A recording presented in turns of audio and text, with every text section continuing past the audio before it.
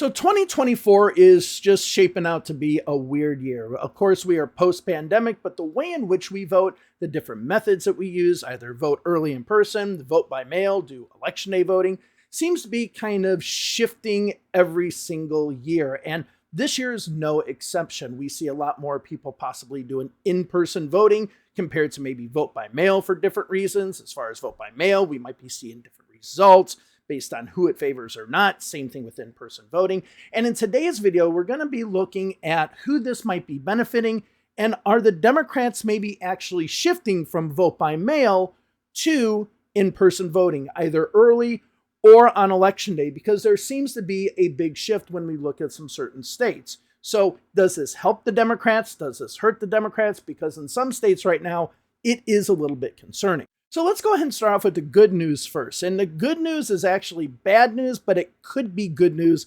Go ahead and follow me on this one. So in the state of Florida, we have really bad vote by mail turnout numbers right now. There's a number of reasons why this could be. Voter purges from the rolls of Democratic voters, which the people are more likely to vote by mail are Democrats, and they've also instituted some new laws as far as vote by mail as well, making it harder to get a ballot.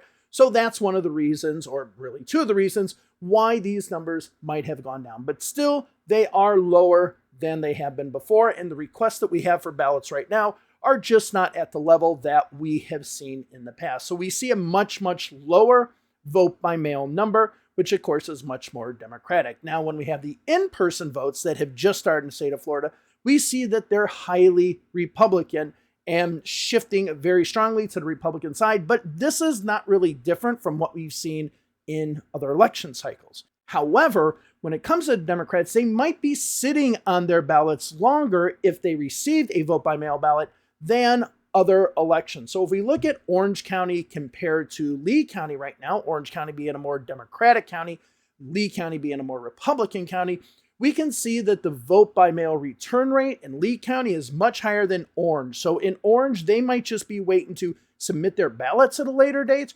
or a lot of Democrats might be shifting over to maybe voting later, early in person, but early, or maybe on election day. So the fact that these numbers as far as vote by mail are low, and really low, I mean, they're at the levels as far as raw numbers that we saw in 2022, which was a very low turnout midterm election. It indicates that it's not that the Democrats are necessarily just not voting.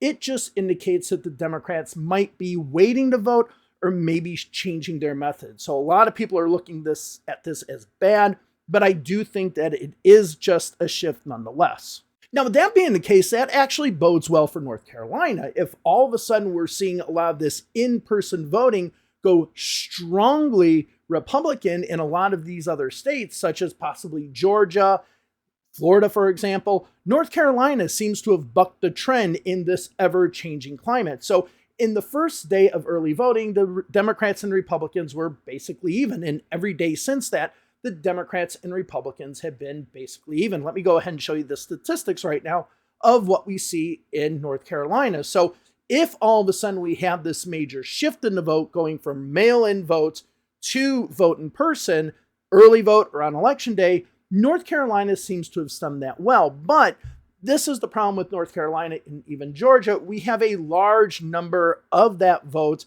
that's going to be in person early. So we're talking around, the high 50s, maybe the 60% of the vote composition be that. Whereas in Florida, it's much, much less as far as in-person early voting when it comes to Florida. So those other states are a little bit different, but North Carolina is bucking the trend.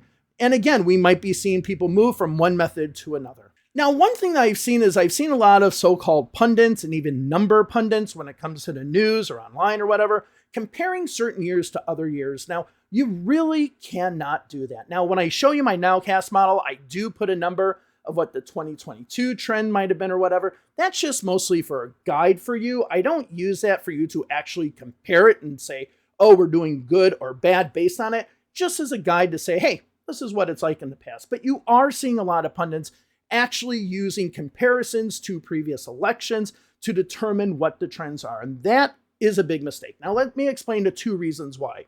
The first reason why is that this whole idea of pre-election day voting, it's not an old thing that we have done for decades or even centuries. It's something that is fairly new. In 2004, we really started experimenting with the vote by mail and a little bit of early in-person voting. 2008, it went up kind of exponentially, and we've been using that since this point. In some states, they have a lot of it. Some states, they haven't really utilized it that much. Even in counties in Florida, you have some counties that use vote by mail a lot more than in-person voting. So you do have these shifts, not just in states, but in counties as well. You also have the shifts in the actual elections as well. So let me go ahead and show you Florida in the last two midterms, in the last two presidential races, as far as voting method. And you can see that they're all over the place. They're not really consistent. You don't see one really kind of dominating over another and then maintaining that. You just kind of see it all over. And 2024 could be another cycle that we just see everything in a different way. We could just see this number actually disperse differently. The second thing is, when comparing the last election, you can't really, compare the pandemic year to 2024, because a lot more ways to vote were available for people in 2020 because of the pandemic, and vote by mail was one of them. Early vote locations were open earlier for some people. Vote by mail was open up more for some people in other states, and actually extending the timeline to get a ballot, requesting a ballot early. So to compare 2020 to 2024 is a big mistake. And to compare any election cycle in the past to now is a big mistake, because they're just not the same. And this is a big flaw a lot of the so-called pundits are making right now with these pre-election day numbers. So with that being the case, just really quick, when I look at pre-election day numbers, it's more of a guide to say, hey, this is what's happening now at this point in the election. Could it be this? Could it be that? It shouldn't be used as a definite answer to say this was like this then, so therefore the Democrats are doing bad or worse, or the Republicans are doing bad or worse or great or whatever. No, it should just be a guide to give you an idea where the electorate is right now, and to then adjust based on new information that comes in every day. Now, obviously, that's the good news. What is the bad news when it comes to the Democrats? Well, right now we are seeing the Democrats in some states like Florida, like Georgia, really suffering when it comes to early voting in these early stages, especially in-person early voting. So what does that mean? That basically means that the Democrats have to chase after more ballots on election day, or getting closer to election day, than right now. So the Republicans are banking a lot of those ballots right now. The Democrats are just not doing that. Luckily, even though we are seeing the Republicans increase when it comes to in-person voting, the turnout rate is still pretty significantly low.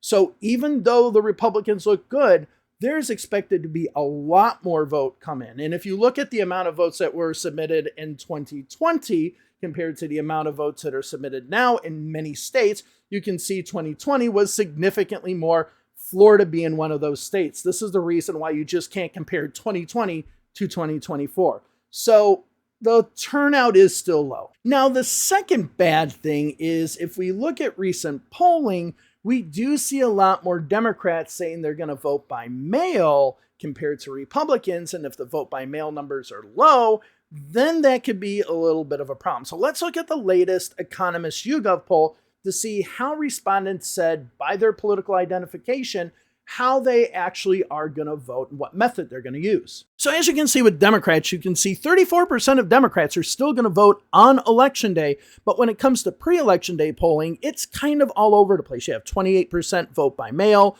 early in person at 21, and early drop off at 16. This is going to be one that Democrats might utilize a little bit more this election, even though this poll is from this election. But as you can see, the Republicans are at 51% of their vote on election day, and they only have 22% of their vote in person. So you can see if that number is equal to what the Democrats are and Republicans are dominating it right now, that can mean one of two things. One, this poll is wrong, which could be true.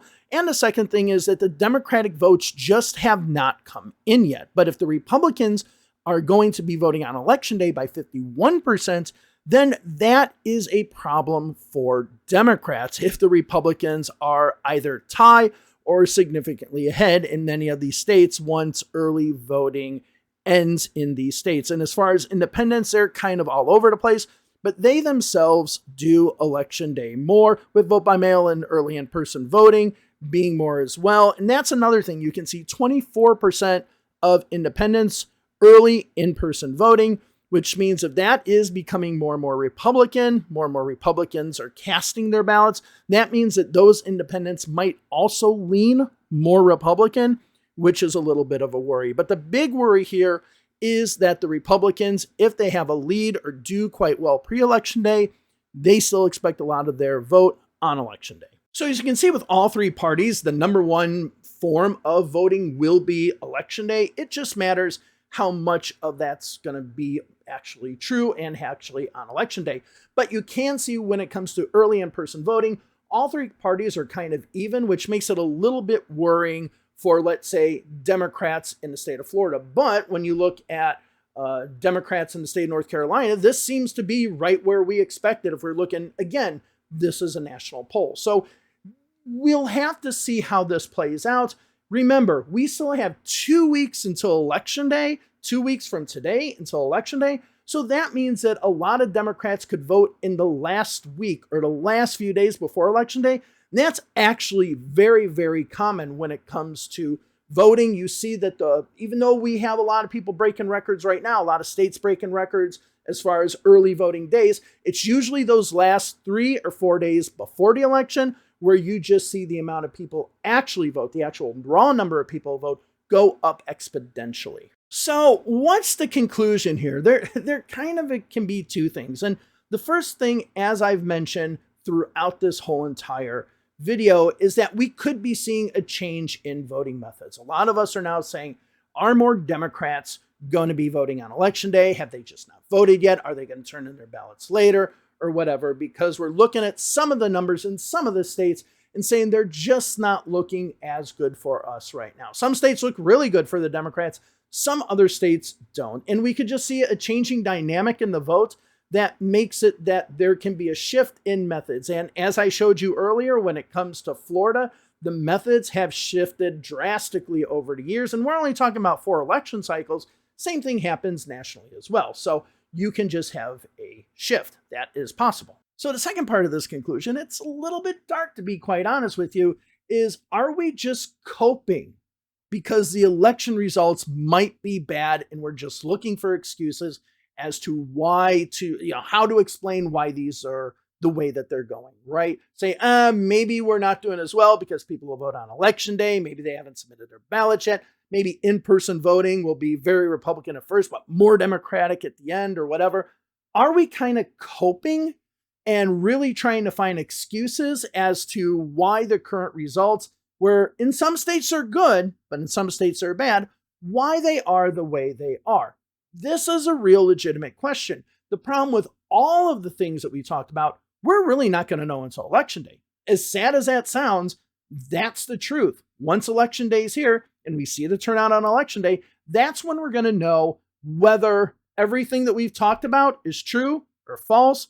Were we in the middle? Whatever. So unfortunately, I hate to give you no conclusions, but that's politics. There are no conclusions. And if political pundits tell you, oh, well, this should happen like this, exactly like this, and this, without being open to the idea that things change, then you don't want to listen to them. But thank you very much for listening to my video. Greatly appreciate it. Subscribe down below. Hit the bell if you want to help out this channel so we can get more data in the future. Also run more polls. We just ran the 13th Congressional District poll in Florida with St. Pete Polls, so you can go ahead and check that out on Substack. I'll link that down below.